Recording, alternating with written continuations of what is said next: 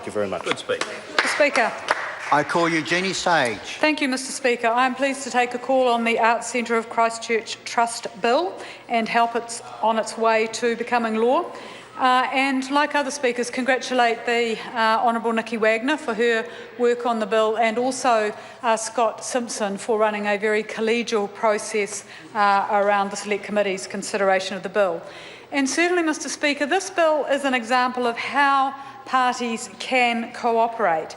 And it's really disappointing that there hasn't been a similar cross-party agreement on one of the most important issues of our time, our climate. And it's really disappointing that the Prime Minister has dismissed the Green Party's invitation to build a broad cross-party consensus around the emission reductions target that we take to Paris and the changes that our country needs to make to its economy to ensure, just as Scott Simpson talked about, present and future generations enjoying the heritage of the Arts Centre, we need to have that cross-party agreement around reducing our emissions so that we get a stable climate for future generations. And the Arts Centre, as others have noted, is one of Christchurch's major heritage assets. And on this bill, MPs at Select Committee talked with submitters, talked with each other in a very constructive way to make some changes in response to some of the issues that submitters raised.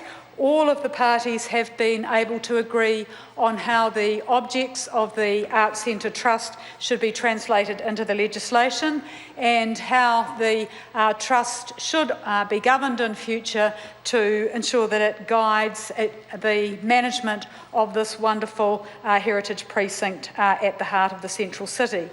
Mr. Speaker, we should also be able to do that on our climate, because the issues there... Order. This is not about climate change. This is about... Well, the issues in terms of the...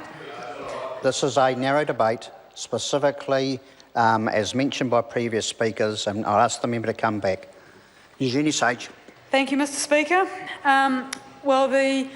In terms of the bill and the Heritage Restoration Project, $290 million being spent on that, when MPs visited the Arts Centre on our field trip, a lot of us were excited about what we saw in terms of the traditional craftsmanship that was evident there with the stonemasonry work that was being undertaken, the huge scale of the challenge in repairing the buildings after the quakes, the dedication and commitment of all of the contractors and staff and consultants engaged in that very ambitious project, and the leadership and vision both of the Trust Board, chaired by Jen Crawford, and the CEO, Andre Lovett, in ensuring that the work was happening across the complex. It's quite a complex project, and I think everybody was very proud of the work that was being done there. And I think, Mr. Speaker, I'd also like to acknowledge the foresight of the former Trust Board and the former CEOs in ensuring that the Arts Centre was very well insured. This meant that post-earthquakes it was able to get a good settlement and had the financial wherewithal to begin the restoration work. And so it's been that combination of a lot of dedication, competence, a lot of craftsmanship and expertise that I think is contributing to the rapid progress that the Honourable Nikki Wagner alluded to in getting the project potentially completed ahead of target. But I think, Mr. Speaker, we still need that same commitment on the climate, but I'll finish talking about the climate there. So everybody agrees that the Arts Centre is worth saving and restoring, and I think and so is the climate. Thank you, Mr. Mark. In fact, it's even worth saving and even more. The purpose of this bill, in terms of setting out the objects and powers of the Arts Centre Trust in legislation, updating, revising and consolidating the Trust government's arrangements and revising its winding up arrangements. And of course we hope that those provisions will never be called upon. Others have certainly canvassed the scope of the bill, and I'd just like to talk a wee bit about the changes to the appointment process, because the original Arts Centre Trust deed provided for a mix of trustees appointed by both the board and trustees appointed by nominating bodies. But as the Historic Places Trust Canterbury noted in its submission, over the years this split model had become quite a source of contention because successive boards altered the bodies that could appoint members, and those changes tended to reduce the community appointees. And that led to a perception that the board had become quite unresponsive to the beneficiaries of the trust, the public, and it didn't also result in the most appropriately skilled trustees being appointed. So this bill actually changes that to provide for the appointment of a skills-based trust board of no more than 9 members, and the board invites nominees for consideration.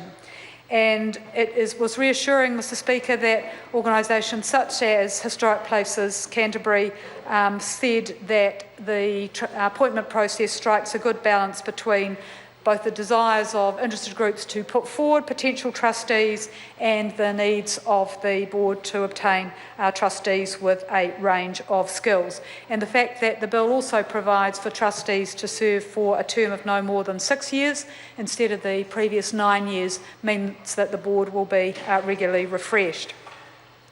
One of the other changes that the Select Committee made was to ensure that the conservation plan was presented at the annual meetings of the Trust in the same way that the strategic plan is also required to be presented at those meetings, and that helps promote accountability and engagement with stakeholders.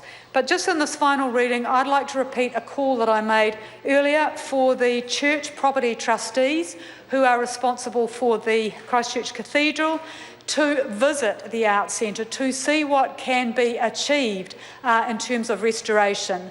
The Church Property Trust, in the way it is treating the cathedral, leaving it open to the elements to continue to decay, to really refuse to engage with any of the many initiatives which the Great Buildings Christchurch Trust has put forward to restore the cathedral, is really lacking in vision, and the cathedral has become a huge source of contention and opposition in Christchurch because of the Cathedral Property Trust, the Church Property Trust's reluctance to progress its restoration.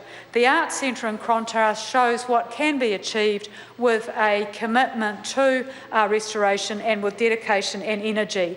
And that's particularly important, Mr Speaker, because of the huge loss of heritage in Christchurch, thanks to Sarah's overzealous approach to the demolition of heritage buildings.